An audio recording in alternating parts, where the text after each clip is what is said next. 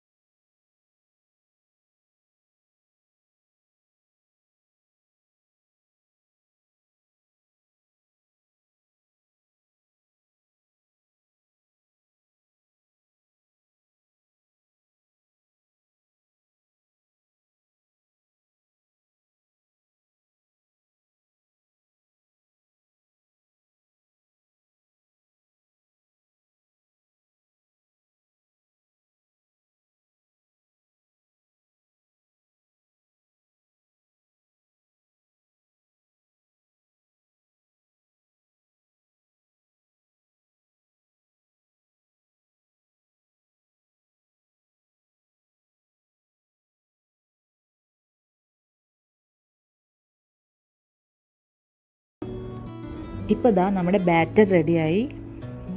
ഈ ഒരു കൺസിസ്റ്റൻസിയിലാണ് നമ്മുടെ ബാറ്റർ കിട്ടേണ്ടത്. നല്ലവണ്ണം തിക്കാവാനും പാടില്ല, അതുപോലെ തന്നെ നല്ലവണ്ണം ലൂസാവാനും പാടില്ല. ഇനി നമുക്കിത് ഓരോരോ ബോൾസാക്കി ഒന്ന് ഫ്രൈ ചെയ്തെടുക്കണം. ഇനി ഒരു പാൻ എടുത്ത് അതിലേക്കിത് ഫ്രൈ ചെയ്യാൻ ആവശ്യമായിട്ടുള്ള ഓയിൽ ഒഴിച്ചു കൊടുക്കാം. ഇനി നമ്മളിതാ ഇതുപോലെ ഓരോരോ ബോൾസാക്കി ഫ്രൈ ചെയ്യാൻ ഇട്ട് കൊടുക്കാം. ഒരു മീഡിയം ഫ്ലെയിമിലിട്ട് വേണം നമ്മളിത് ഫ്രൈ ചെയ്തെടുക്കാൻ. ഈ ബോൾസ് ഒരു ഗോൾഡൻ ബ്രൗൺ കളർ ആവുന്നത് വരെ നമുക്കിങ്ങനെ ഫ്രൈ ചെയ്തെടുക്കാം. ഇപ്പോൾ ദാ ഒരു സൈഡ് ഗോൾഡൻ ബ്രൗൺ കളറായി വന്നിട്ടുണ്ട്. ഇനി നമുക്ക് അടുത്ത സൈഡും കൂടെ അതുപോലെ ആക്കിയെടുക്കാം. നമ്മുടെ എഗ് ബോൾ റെഡിയായി. ഇതാ മുഴുവനായിട്ട് ഗോൾഡൻ ബ്രൗൺ കളറായിട്ടുണ്ട്. ഇനി നമുക്കിതൊന്ന് കോരിയെടുക്കാം.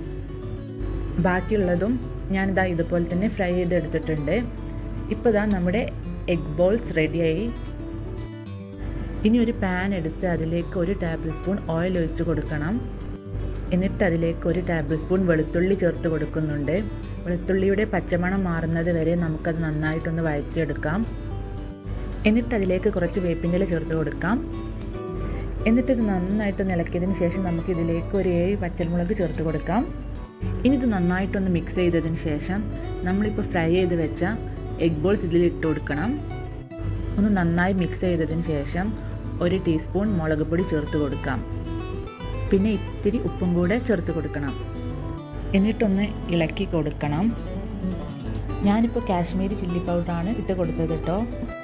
നിങ്ങൾക്ക് നോർമൽ മുളക് പൊടി ചേർക്കാം കേട്ടോ. ഞാനിവിടെ കുറച്ച് കളറിന് വേണ്ടി കാശ്മീരി ചില്ലി പൗഡർ ചേർത്ത് കൊടുത്തതേ ഉള്ളൂ.